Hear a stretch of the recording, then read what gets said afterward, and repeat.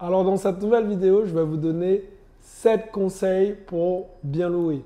Si c'est un sujet qui vous intéresse, je vous invite à rester connecté jusqu'à la fin de cette vidéo. Je vous dis à tout de suite.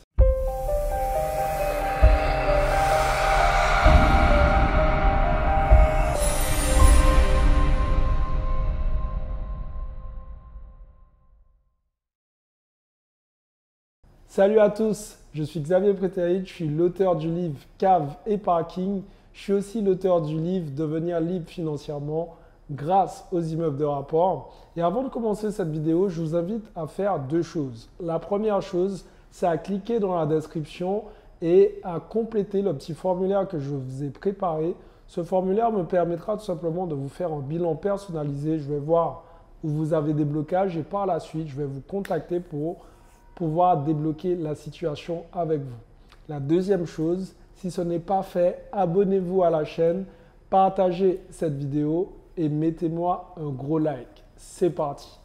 Alors les amis, quels sont ces 7 fameux conseils pour pouvoir bien louer? Le tout premier conseil que j'ai à vous donner, c'est de premièrement bien choisir votre locataire. Effectivement, ne vous retrouvez pas dans une situation où vous devez être dans la précipitation pour pouvoir louer. Vous devez plutôt être dans une situation où vous prenez le temps de bien choisir vos locataires pour éviter d'avoir des problèmes par la suite. Parce que parfois, on veut vouloir aller vite, louer rapidement pour ne pas perdre d'argent. Et sur le compte, on se retrouve soit avec un mauvais locataire qui ne paye pas, ou soit un locataire qui paye, mais à la fin qui dégrade complètement les appartements. Ça, c'est la leçon numéro 1. Conseil numéro 2, vous devez tout simplement louer un logement décent. Si vous louez un logement décent, et quand je parle de décent, vous devez quand même faire quelque chose de vraiment sympa, voire un peu au-dessus de ce qui se fait sur le marché. Par la suite, vous allez aussi attirer de bons locataires, puisque ça vous permettra de mettre les loyers un petit peu plus chers de par vos prestations, mais surtout d'avoir des locataires de qualité par la suite. Donc, louez des logements décents et ça vous évitera bien des ennuis. Si vous êtes plutôt dans une phase où vous louez des logements qui sont un peu insalubres, donc vous allez attirer des personnes qui se sont essuyées des refus parmi tous les anciens propriétaires et vous, forcément, vu que personne ne voudra louer votre bien, vous allez devoir le louer à quelqu'un finalement. Donc, la règle numéro 2, c'est vraiment de se dire qu'on doit louer des logements décents. Conseil numéro 3, vous devez tout simplement prévoir un dépôt de garantie. Alors, il faut savoir une chose, en fonction de la prestation que vous allez mettre dans votre appartement, il est possible que le dépôt de garantie ne couvre même pas la moitié de ce qu'il y a dans l'appartement en termes de prestations.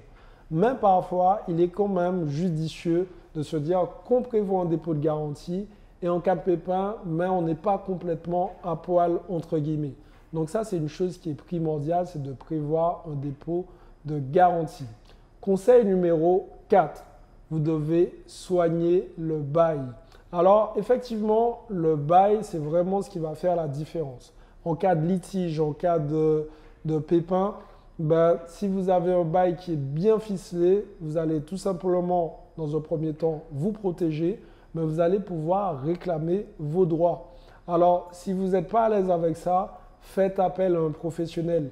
Les huissiers de justice rédigent des baux et vous pouvez tout simplement faire appel à un huissier de justice pour qu'il vous rédige un bail en bonne et due forme.